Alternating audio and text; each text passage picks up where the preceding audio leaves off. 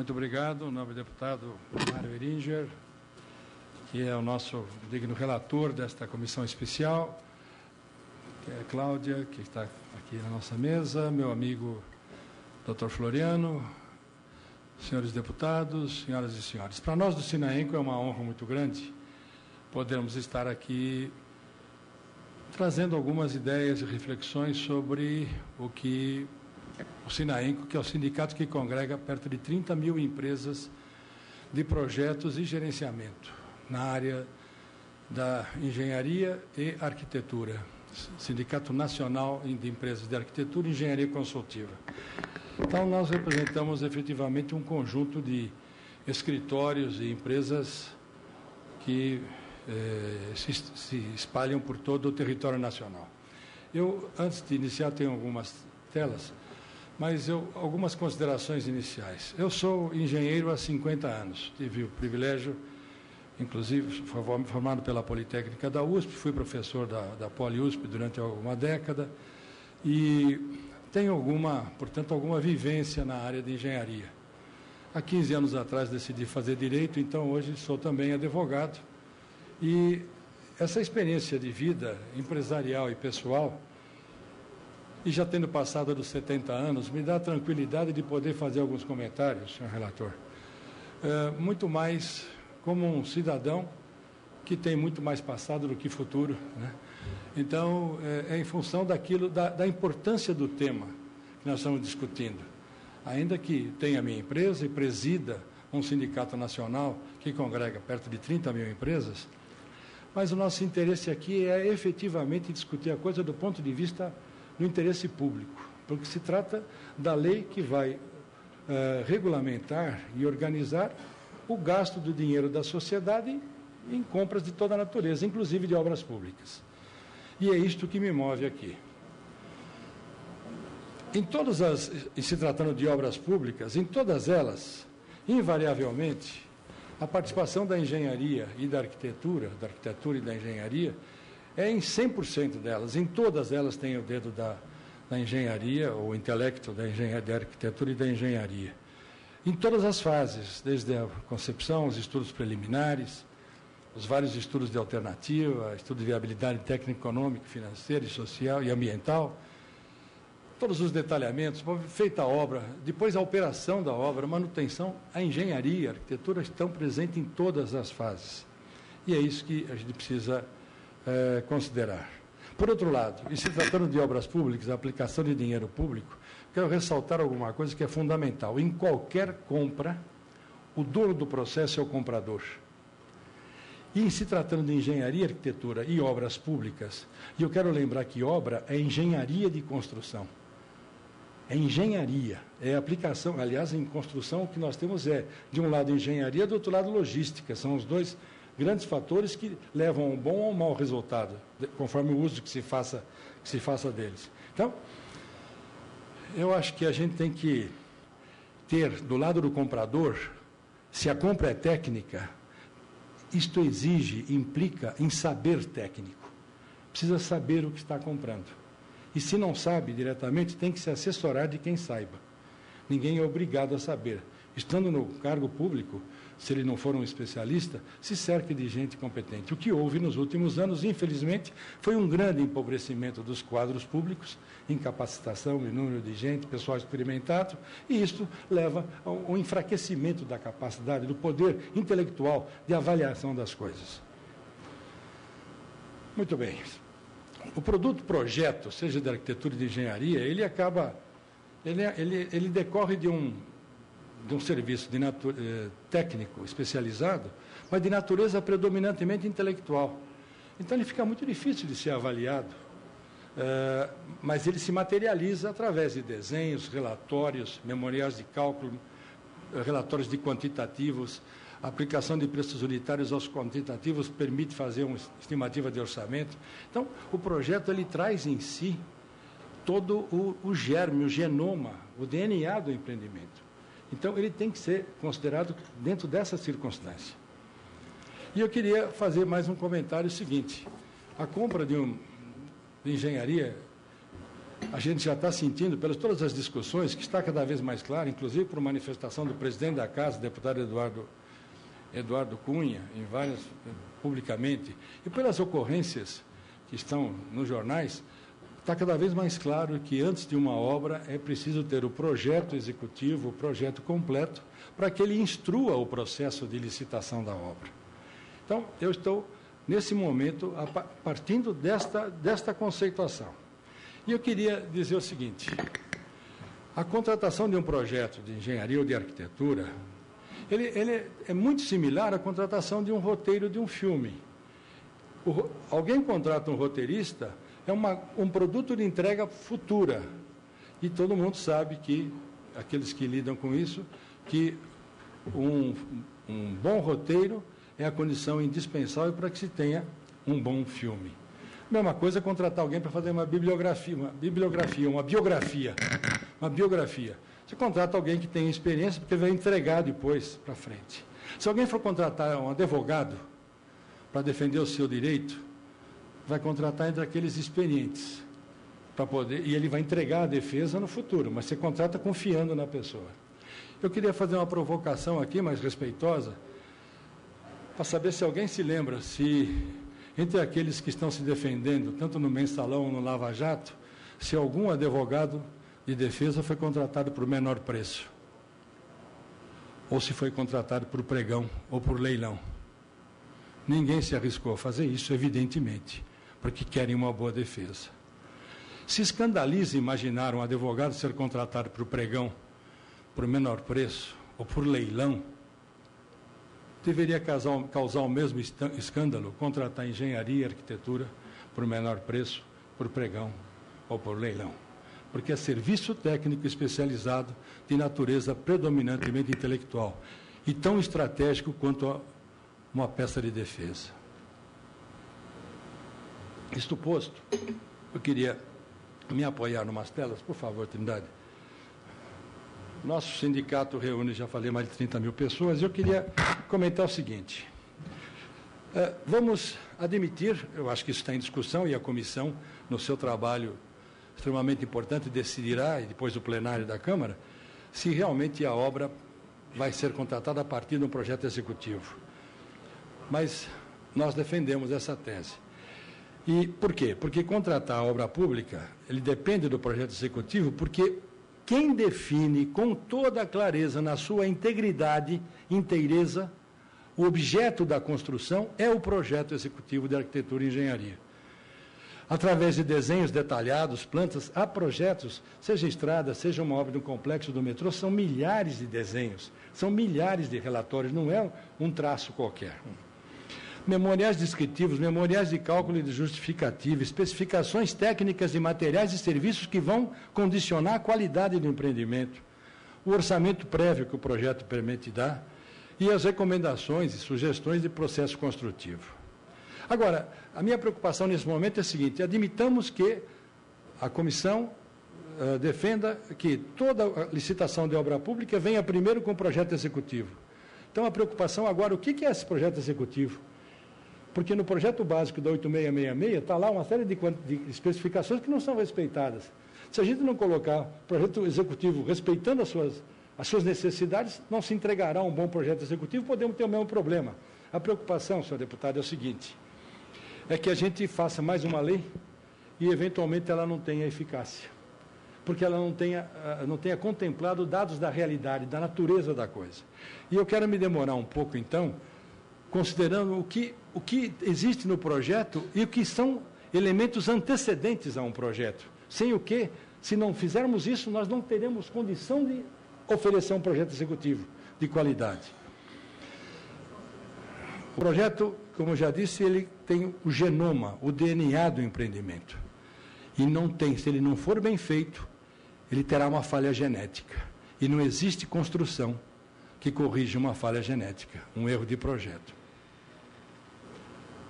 Considerações fundamentais que eu quero fazer aqui, com relação, até e em função da sua condição de médico, que é uma analogia com a medicina.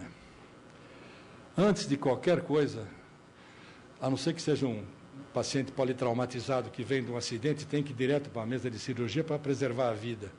Mas se for eletiva a cirurgia, eu nunca vi alguém telefonar para o doutor e falar, estou com dor aqui na barriga, e o médico responder para ele, tudo bem, vem amanhã em jejum às 6h30, na sala de cirurgia a gente se encontra, lá nós vamos resolver o seu problema. Não é assim que se faz.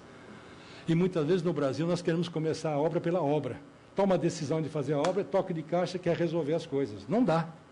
E nós temos os resultados que se colhem, que a sociedade pelas quais paga isso tudo, os resultados estão aí. Então, antes de iniciar qualquer obra, é preciso conhecer o paciente. Quem é o paciente da obra? No caso, a obra pública. É o sítio de intervenção. É o lugar onde vai ser colocada a obra. Vai ser implantado.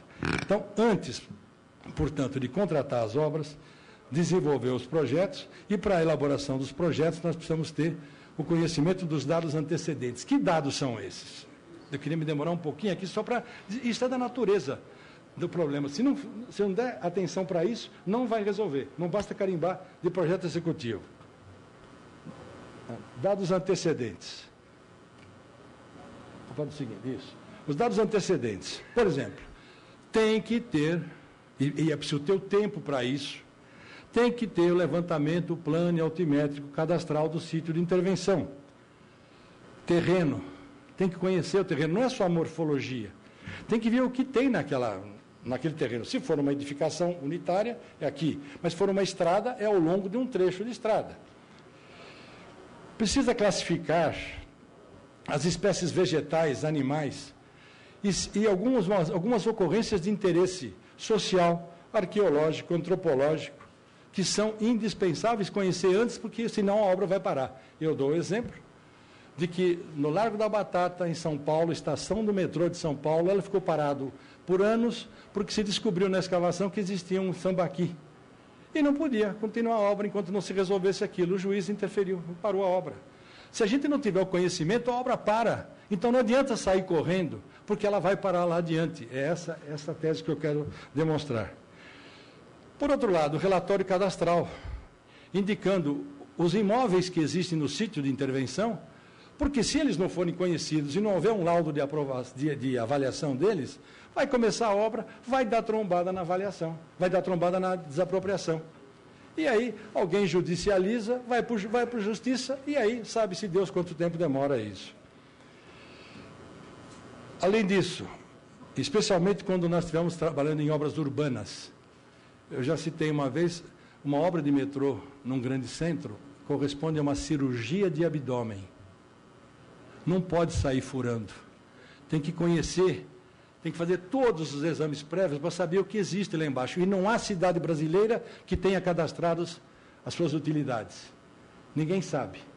Você vai furando, você vai fazendo, vai com jeito, vai levantando, vai vendo para poder separar. Porque você tem que identificar as interferências, depois tem que fazer o plano para resolução, para remoção, para substituição, para transferência daquelas utilidades, daqueles serviços que existem lá. Eletricidade, água, esgoto, telecomunicações e tudo mais, gás e tudo mais, né?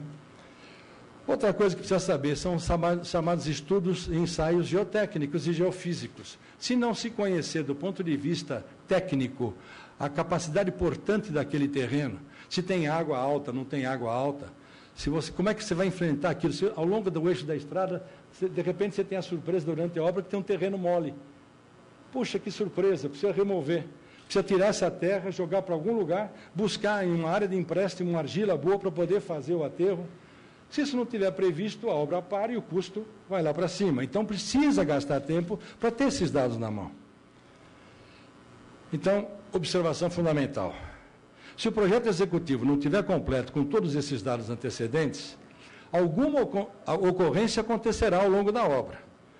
E a obra, mais cedo ou mais tarde, será parada por decisão de um juiz, por uma decisão de um pleito que precisa ser atendido por parte de quem estiver construindo, porque o orçamento não dá conta. Então, com o projeto executivo em mãos, isso é importante ter claro, porque veja a consequência disso que está dito aqui. Com o projeto executivo em mãos, que define o objeto da construção, o contratante sabe o que ele está comprando. O contratado sabe o que ele vai ter que entregar. Sabe o que ele tem que orçar, porque ele vai ser cobrado para entregar aquilo que o contratante está querendo. E, por outro lado, a fiscalização da obra tem condição, a partir do projeto, de saber o que tem que ser feito. É tão simples quanto isso, mas é tão importante e tão pouco aplicado quanto isto no nosso Brasil. E isto explica a maioria dos problemas que nós temos de obras inconclusas, obras fora de orçamento, obras com acidentes ou incidentes. Então, parodiando um pouco que fora da caridade não há salvação, fora do projeto executivo não há solução, precisa do projeto executivo. E como é que se contrata o projeto executivo? Porque senão, fala que precisa ter um projeto executivo, mas precisa contratar o pessoal de projeto de uma maneira adequada. O que um projetista precisa? Ele precisa de duas condições muito simples, muito importantes. Primeiro, prazo adequado, prazo suficiente para ele elaborar o trabalho e buscar os dados antecedentes, sem o que ele não faz mágica, ele não adivinha. É a partir dos dados antecedentes que ele vai, na elaboração do projeto, revisando soluções, a chegar na solução alternativa chamada ótima, quando é possível, quando se faz projeto de maneira correta. E precisa ter uma remuneração adequada. Agora, a remuneração adequada não é para deixar nenhum projetista milionário. Infelizmente, eu não conheço em 50 anos projetista que tenha conseguido ganhar dinheiro suficiente para ficar milionário. Precisa receber honorários pelo seu trabalho. Precisa ser uma coisa correta. E os técnicos sabem disso. Não precisa ser eu, projetista, eu vou dizer o quanto alguém do sindicato vai receber por um projeto. Não, o órgão público se imuna de pessoas que conheçam para dizer, olha, esse projeto vale mais ou menos isto aqui. É assim que faz o Banco Mundial, é assim que faz o Banco Interamericano de Desenvolvimento. Eles têm seus consultores ou seus quadros técnicos que fazem esta avaliação e permitem ter a parametrização. Considerar sempre que o projeto é uma atividade iterativa. O projeto começa com uma concepção, aí pensa que aquela ideia vai dar certo, recebe mais dados de campo, aí ele vai aprofundando, é como se estivesse descendo a montanha. Do topo, ele vai descendo até a base. E ele vai cada vez conhecendo mais os dados da realidade física e vai adequando as soluções. De repente tem uma aldeia de índios, de repente tem uma espécie vegetal que não pode ser cortada, você vai mudando a orientação, às vezes do eixo de uma estrada, em função da realidade física. Tudo isso demanda tempo. E aqui eu digo, se esse tempo não for dado nesta fase, esse tempo será cobrado lá na frente. Alguma coisa vai ocorrer e vai causar problema. E se alguém imaginar que eu estou falando de alguma coisa que não existe, e é teórico, Folha de São Paulo, domingo passado, Caderno Mercado, um ano após a Copa, 35 obras não estão prontas, muitas contratadas por RDC. Não ficaram prontas por várias razões. 21,4% das obras de grande porte previstas em 2010 no setor de transporte urbano foram concluídas, só 21,4%. E eu vou agora, no dia seguinte, a Folha me deu mais uma matéria sobre um elevado em São Paulo, que seria para a Copa, mas depois, como o estádio que virou em São Paulo foi o Itaquerão e não o Morumbi, era previsto para a Copa o monotrilho de Congonhas, que vai de Congonhas ao Morumbi. E aqui está parado, enferrujado, etc., ou semi-parado.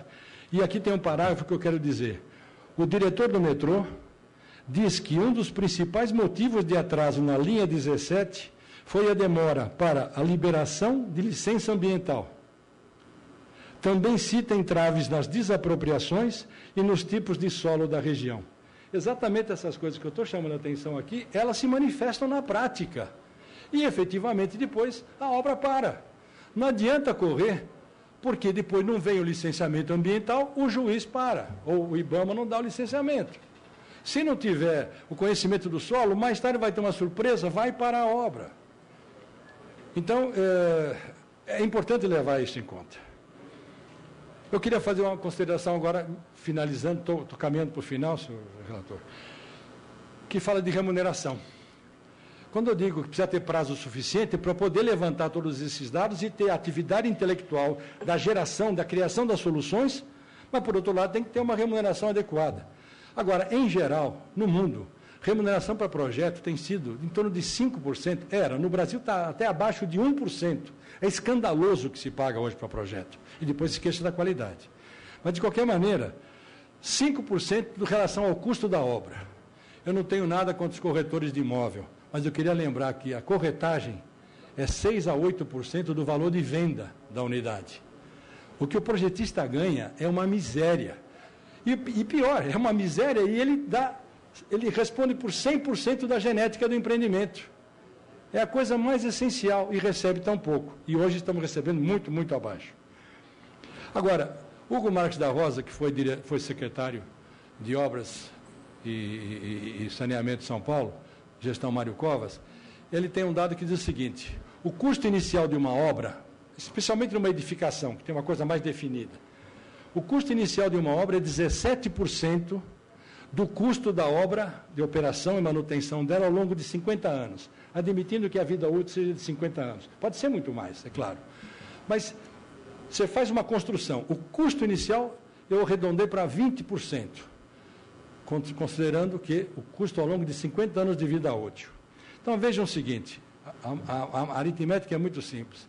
Se o projetista ganhasse 5%, e não ganha menos, 5% do custo da obra, e o custo da obra é 20% do custo de carregar o empreendimento ao longo de 50 anos, o projetista ganha 5% de 20%, é 1%. 5% de 20% dá 1%. Então, a remuneração de projeto é 1% do custo de uma edificação por 50 anos. Por 1%, a gente faz contratação por pregão, por menor preço, sem dar as condições de tempo, inclusive, para conhecer todas as coisas do campo, e, por outro lado, condição para o projeto. Seria muita surpresa que os resultados não fossem ruins, dada a realidade que vivemos. Portanto, o projeto executivo é estratégico, porque ele oferece é estratégico oferecer as condições adequadas para a obtenção de um projeto executivo bem feito, dado o fato de que esse projeto de qualidade condiciona a qualidade, durabilidade, a pequena manutenção, a operacionalidade e a funcionalidade de qualquer equipamento, seja um prédio, seja uma linha de metrô. E é por isso que as normas, em geral, dizem que a contratação de projeto tem que ser por técnica e preço, com preponderância de nota técnica ou por melhor técnica, que é como procedem os órgãos Banco Mundial, Banco Interamericano de Desenvolvimento. José Roberto, Sim. Tem mais? Terminou o seu prazo, vamos dar uma prorrogadinha. Só para te avisar. Pode continuar. Pode continuar, só para te avisar. Tá. Então, o tempo necessário, o suficiente para o projetista, é, de um lado, obter os dados de campo e aí elaborar o seu projeto. Não dá para definir que seja um prazo, não quer dizer prazo de égua, que pode fazer com qualquer tempo, não é isso. Mas é dar o tempo adequado para que as coisas